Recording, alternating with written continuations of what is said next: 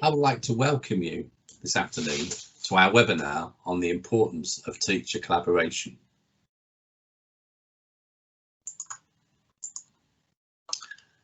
Actually presenting the webinar this afternoon is myself and Becky Howitt, my colleague. I have over 30 years experience in developing and improving schools from a leadership and a business perspective. I've worked across a range of socially diverse schools with different age ranges at senior leadership and headship level. I've also contributed to DFE research, including the challenge of workload, and I've spoken at a wide range of events and conferences across Europe. My role in Deventio Education, the home of IP software, is Senior Account Manager.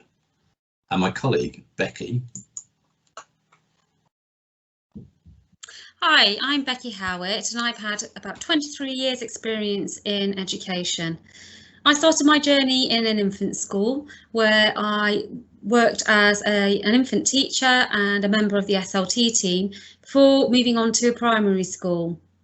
After that, I worked for Notts Local Authority, supporting teachers and staff all across schools in Nottinghamshire in delivering training, consultancy, inset days and bespoke support. Since then, I've worked all over the world as a consultant and trainer and educator. I now work for Deventio Education as a senior account manager.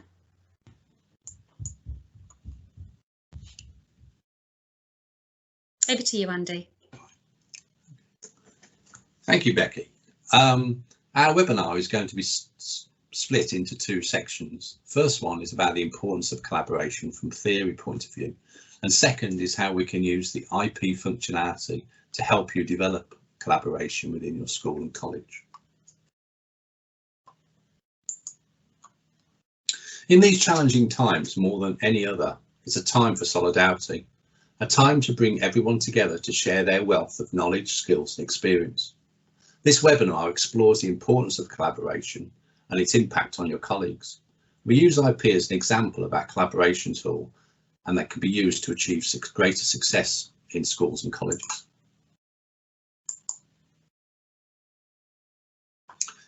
In these unprecedented times, there's two main questions we have to ask ourselves. Are staff coping with the challenges of COVID-19, managing the classroom, improving teaching and learning, raising standards? But also, what are the staff and leadership doing to help colleagues cope with the challenges they are facing? It seems for many, they are no longer colleagues given the time for those morning chats, or the leadership informally popping into classrooms to check how things are progressing.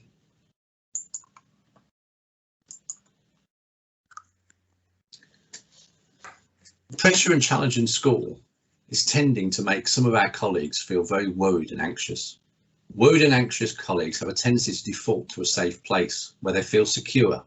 This can result in them looking inward and being less likely to take risks or seek different views and ideas. They find it safer in their own company as they have more control to go it alone, in isolation, focusing on themselves rather than the bigger picture. They have a tendency to default back on actions and solutions that have worked in the past and use their trusted repertoire of skills to do the same thing, but possibly attempt a different outcome. In these challenging times, the norm has now changed and therefore new skills and ideas need to be adopted. For some, working with others and getting others' views and ideas is something else to add to the pressure of the mountainous workload. The most common challenge of effective collaboration is a lack of time to focus on working together. Many colleagues feel like it's not enough hours in the school day to do everything that they have to do now. When schools and colleges are faced with a crisis like the COVID-19 pandemic, it highlights the importance of being part of a team, standing by and helping your colleagues and the organisation to cope with the challenges that you're faced with.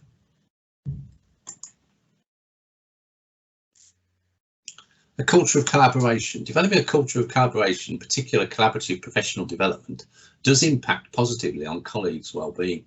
Colleagues don't feel alone and isolated. They feel part of a team. All in it together mentality.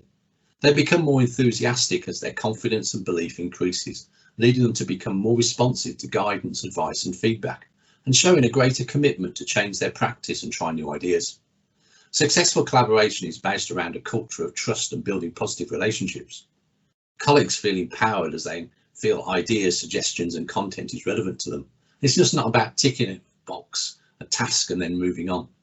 Strong collaborative cultures develop over time. It's about building relationships and taking the time to get to know your colleagues and relate to them at a personal level. This requires staff to put in the effort and commitment to get the rewards. There's different ways to effectively collaborate. Communication, getting everyone on the right bus, sitting in the right seat and travelling in the right direction. The most important thing that you can do, collaborate with colleagues, is to work together on the same priorities and objectives. By doing this, everyone needs to feel valued and feel they are a piece of the big picture. If everyone's distracted by working on what they feel is important, nothing really gets done. Everyone needs to understand the plan, so communication is the key. To know the overall picture and who is responsible for playing their part. Expectations. Everyone needs to know what they have to do and the possible deadlines to stick to. They should know what is expected of them, what part they play in the big picture, and who they can count on for support and guidance. Openness. Colleagues love transparency because it makes them feel they're part of a team. Nothing's being hidden. There's no hidden agenda of things happening behind colleagues' backs. Openness also involves asking questions and expressing feelings. The more you hold back and keep things to yourself, the more it will impede collaboration between the team, and you won't be able to get everyone on board, as some people feel upset of not being upfront. Time. To cope and self-improve, colleagues need to work with, learn from, and support one another to develop solutions to the challenges they're facing. It takes time and effort to effectively develop a culture of collaboration, but undeniably the rewards are great. Use the time wisely. Think of what's the best way to collaborate. You don't necessarily need meetings. There's lots of other alternatives. The more time colleagues spend in meetings, the less they have to do with the actual tasks. Technology. Technology plays a key role in colleague collaboration, especially in these challenging times.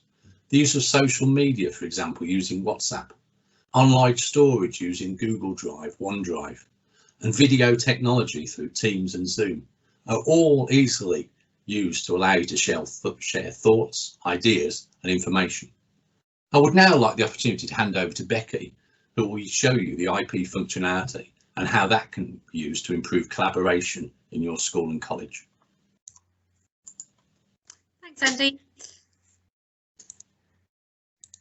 So, thanks for joining us today. I know that many of you who've signed up today already have IP embedded in your schools. So here's the question: how can we make the best use of the collaborator tool based on some of the reasons why that Andy's just covered? Well, we'd have to log in as a line manager of the person you wish to add a collaborator for. You have the rights to do that. Alternatively, the IP administrator can also log in and do that because they can also see all members of staff.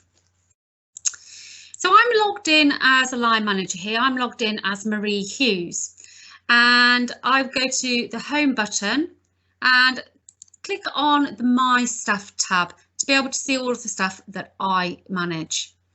Now, Steve Farm is one of my the people that I line manage, so I'm going to set him up with a collaborator.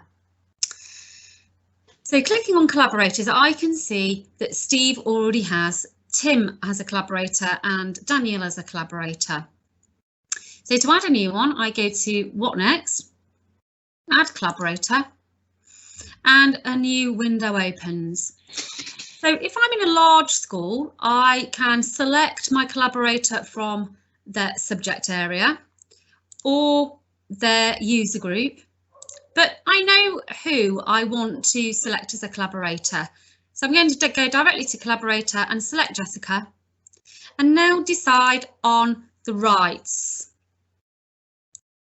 backwards. So I can give view, manage, or a combination of both, depending on what I want Jessica to see and how I want her to support Steve. So for example, I've given Jessica view rights for the objectives, but not manage rights. So Jessica, she can't see the objectives, she can't add the objectives, she can't edit the existing objectives. but I have given her the rights for areas for development, both view and manage, so she can add into those if she wishes to. And I'll save those settings. And here we go, here's Jessica. So when Steve logs in, he'll see when he clicks on collaborators, he now has Jessica collaborating in. So what does Jessica see? Well, we need to log out as the line manager and we need to log in as Jessica. So here she is, Jessica here in the top right hand corner. And when she goes to home and my staff, she can click on Steve and this is what she sees, a much reduced menu area. So she has access to the objectives, but she can also add areas for development and CPD activities courses. Let's have a quick look at areas for development. So this is what Steve's looks like and this is what Jessica can see. And Jessica could go to what next and add an area for development for Steve if she so wished. So basically that is a very, very quick and easy way of setting up a collaborator. And as Andy said, it's a window into a colleague's world. It's a way of supporting them. And there are several different reasons why you might want to do that. It might be you set up a mentor as a collaborator for an NQT. It might be that you set up one NQT as a supporter for another NQT in a support bubble. It might be a pastoral lead in your school is set up as a collaborator, or in quite a lot of schools we've been talking to recently, they're setting up wellbeing buddies, just as a buddy in school as a way of checking in, especially during these unprecedented times. So in summary, why do it? Well, it increases collaboration in schools, which can only be a good thing. It increases trust. It encourages responsiveness to guidance, advice, and it shows a greater commitment to change in a personnel's practice and try their new ideas. And finally, why use IP? Well, it's a great tool, it's online, it offers transparency, and it's easy to set up and easy to use. So before we move on, are there any questions so far? Oh, I can see a couple coming on chat. Andy, can you get those on chat for me, please? That'd be great, thank you. And I'll move on, thank you. So we offer free and unlimited online training. Don't forget that. So if you'd like some more personal training on how to set up a collaborator, both Andy and I are really more than happy to help you with that. So why not book a session in for yourself or for your staff? We offer bespoke training, or we can suggest ideas, giving an overview of your site, where it is now and where you might want to go to. Why not book in another webinar? We've got several running into the future. Please do go onto our usual website, www.deventioeducation.com, and if you find the area webinars, you'll be able to see all of the webinars now available for you to book in advance. So thank you so much for signing up for this webinar. Please don't forget to read our newsletters, which get sent out on a fortnightly basis, our insights on our website, which gets updated on a fortnightly basis, and our webinars that run once a month. Thanks for listening and hope to see you again soon.